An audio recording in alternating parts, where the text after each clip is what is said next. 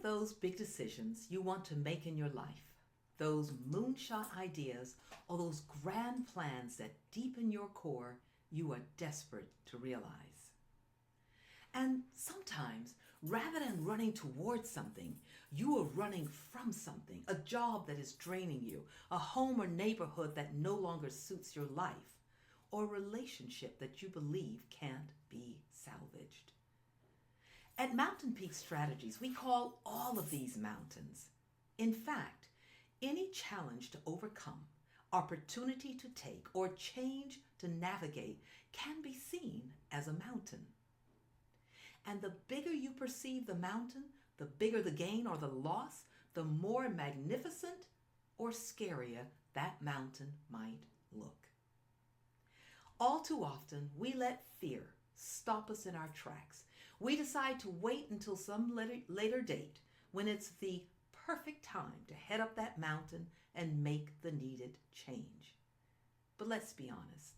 We know deep down that the perfect time for change is just not going to come. Welcome to this week's Mountain Newsletter, Redefining How to Have It All.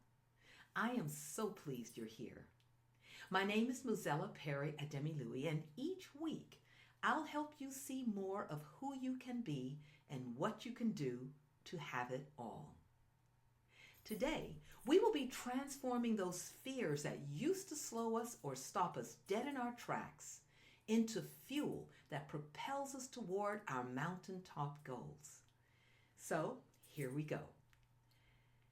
We speak about how fear creates a fight or flight reaction in us and raises our cortisol levels, which is bad, right? So, fear is bad, right?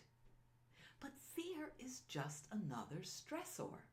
And as we talked about in the Mountain Newsletter, A Day in the Life of Overwhelm, it is not the stressor itself that impacts our ability to press forward. It is our reaction to that stressor that determines how we end up dealing with it. Issues arise when we see fear as a single blanket emotion, rather than being with it and truly understanding what it is trying to tell us. So, the first step is to recognize your fear for what it is, a message from your body, a sign that something matters. When you feel afraid, ask yourself, what is it that I truly care about here? And what is it that I'm truly scared of? Is it based on unrealistic insecurities from childhood trauma? Or the voice of those around you saying you can't? Instead of denying the feeling or falling for its paralyzing power, steer into it and push right through. These fears should have no impact on your planned course. They should play no determining role. They should be dealt with like any imposter and shown the door. On the other hand, is it your gut warning you of danger ahead? If so, then listen carefully and take another look at your chosen route. This is not to say that you should give up, but more that you should reevaluate, or as in our step 5, realign with the steps. That is to say, go back over what got you to this point.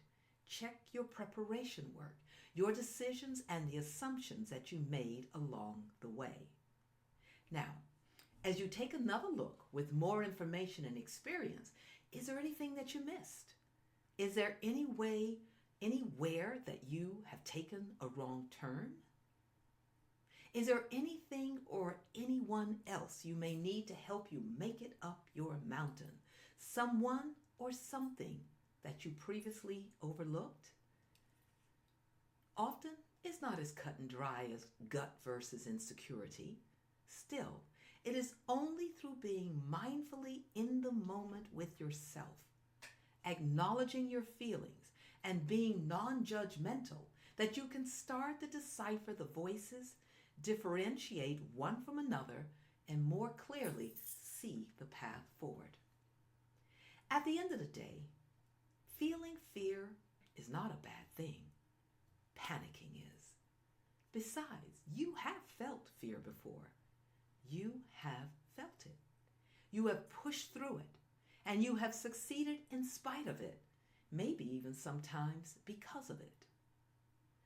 Our final step 7, look beyond the summit, reminds us that every victory we have had in our lives is evidence that we can do it, that we can conquer our fears and can reach those mountaintops. In the same breath, but on the other side of the coin, sometimes you don't make it up that mountain. You try, put in your all, but fail. Or at least that's how it feels. Still, you had to push through your fears to even make the attempt. So, well done. And here you are, standing strong and powerful and reaching for another mountaintop. You should be proud. So, remember the wise words of superstar Canadian hockey player Wayne Gretzky. You miss 100% of the shots you don't take. And that is the real danger of letting fear run your decision-making process. Nothing happens, nothing gets done, and nothing changes. So when fear comes bubbling up to the surface, and it will, it is what you do with it that makes all the difference. Ask yourself, what's the worst that could happen if I face this fear? Then flip it. What's the best that could happen? At the end of the day, every ambitious goal you have, every secret dream, it's all on the other side of the fear fence. Fear will always have a seat at your table, and it should. But it doesn't get to sit at the head of the table. It does not make the decisions or final say. You do. For upgraded members, in the next video, I will share with you a range of different tools and tactics that will change the way you engage with your fears and that, when applied, will turn the often limiting and sometimes debilitating effects of fear into both fuel for success and a guide toward your goals.